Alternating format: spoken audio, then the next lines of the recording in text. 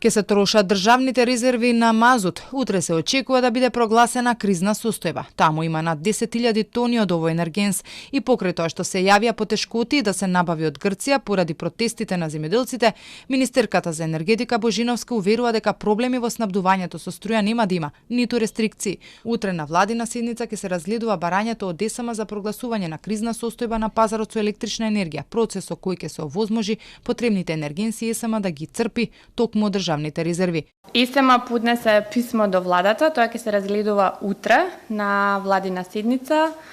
Нема да има никаква криза, за граѓаните тоа нема да значи ништо, бидејќи државата има резерви на мазут. Тоа значи дека ако знаете дека има протести со грците, значи има веќе повеќе од 50 дена неможност да се добави мазут, тоа значи дека државните резерви ќе ги снабдат ЕСМ со мазут. Минатата недела од ЕСМ соопштија дека поради протестите во Грција потребниот јаглен се доставува со задоснување, но поголеми проблеми имаат да обезбедат мазут од таму кој при производство на струја се користи во помали количини за да се зголеми калоричната вредност на јагленот. На почетокот на месецов ЕСМ објави повик за набавка на мазут за рек Битола и Осломи. Вкупно се бара над 14.000 тони од овој енергенс.